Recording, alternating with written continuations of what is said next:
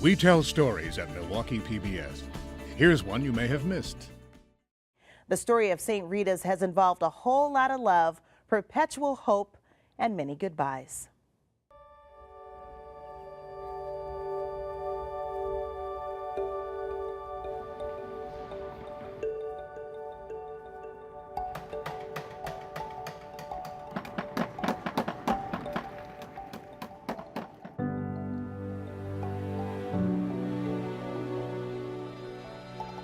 If these walls could talk.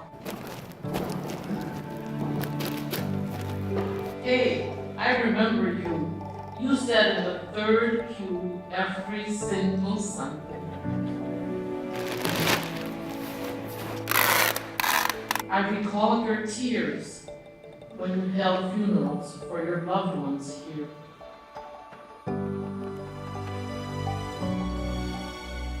Did you walk down this aisle on your wedding day?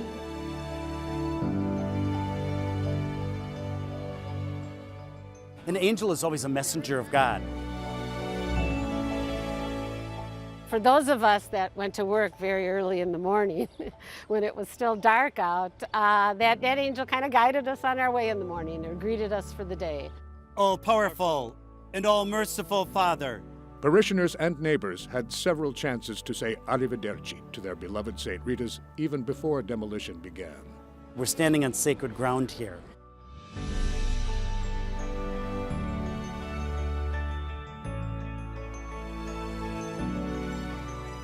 Father Tim Kitsky, pastor of Three Holy Women Parish.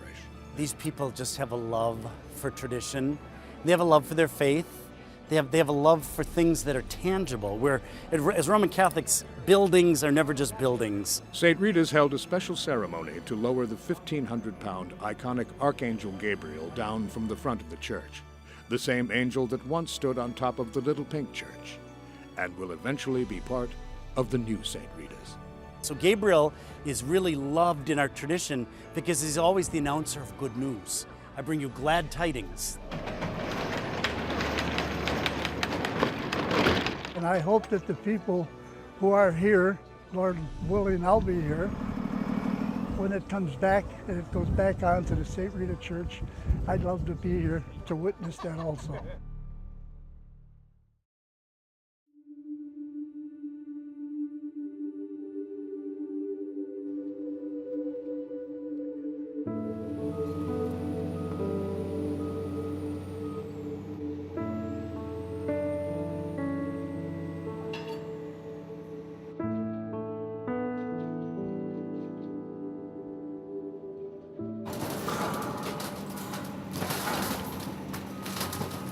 Wow.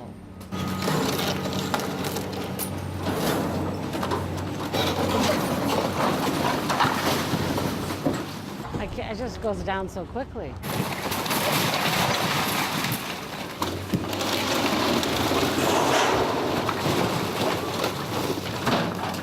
There's definitely a deep sadness about all of it. That sense of sadness seems to drift along this East Side Milwaukee neighborhood. While recess excitement from neighboring school children helps break up the melancholy mood.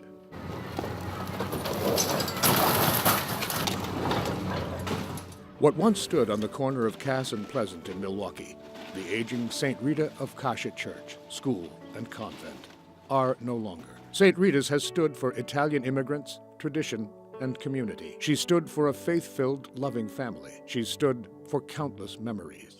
I think it's great that the address is still up in the Mass Times.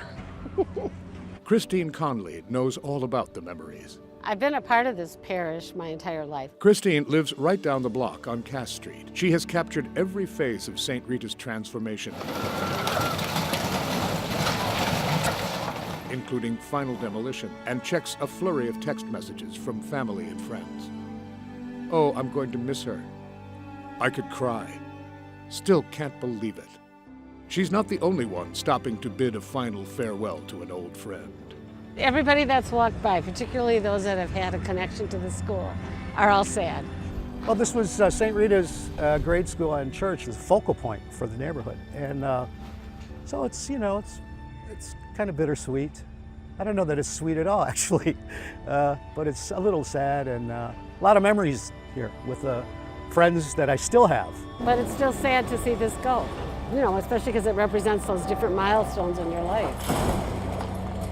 It's hard not to be moved to know what has happened and how the parish community itself evolved to what it is today. It's an expression of love. Jim Tarantino is the developer of what's to come on this site. St. Rita's Square, a 6-story senior housing campus with memory care, and a new St. Rita's Church.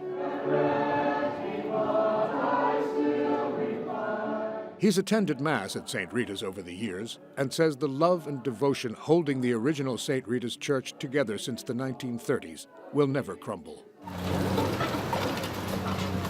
Yet physically, things are definitely changing on this corner. I felt as though it's kind of my mission to give back, and that's what I'm trying to do.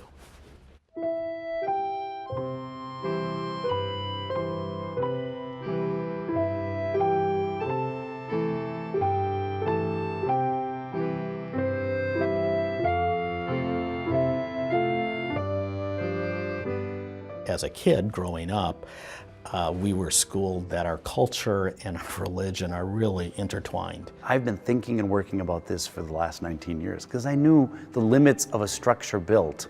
And even this beautiful, venerable building is showing really palpable signs of decay. So what do people do when they face loss is they have to make plans for not just the takedown, but also what can we then vision. Jim Tarantino says he received some inspiration on the vision for the new development while attending Mass at a basilica in Florence, Italy. The trajectory of the sun hit the dome in a certain way that created a stream of light down to the altar. This magnificent. And it just occurred to me that if we're at St. Rita's, if we're going to do something that protects as an expression of our culture for not only the past, but really more importantly into the future, we need to have sacred space. I feel a lot of pressure because I have a lot of my relatives watching what I'm doing and making sure that it's done right.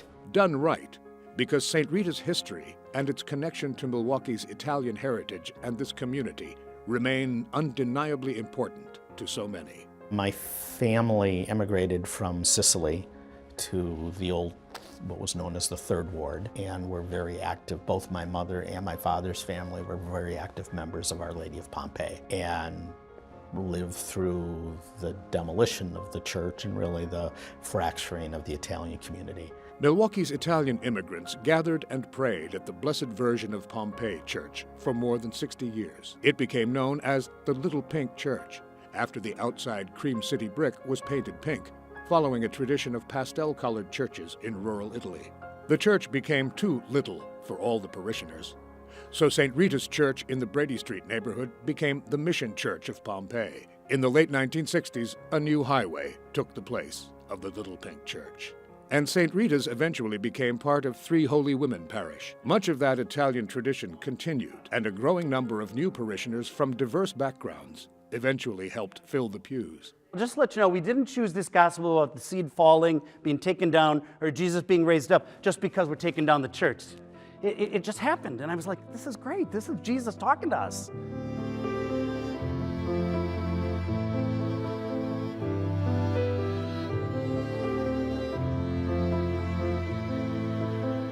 We have taken great care to save the existing windows of the church, to save the frescoes, to save all the vestiges of St. Rita's. And in its simplicity, it's a place that's very welcoming, that welcomes all. So when you go to Mass there's a multi-generations, multi-racial, everybody's welcome. And so we're trying to recreate that space, that place. And so it's a mix of the old, and it's a mix of and it's part of the new. We're looking forward to the time when the church will rise through the power of Christ's love, working through all of us, his holy people, so that we can keep this neighborhood alive and well. Sad as this is, people are excited by the new church. They really are. it was a giving place, St. Rita's, and now we have something there that's going to give to members of the community, which is fabulous. So you think that door is symbolic? Watch 1036 on Milwaukee PBS and watch online at milwaukeepbs.org.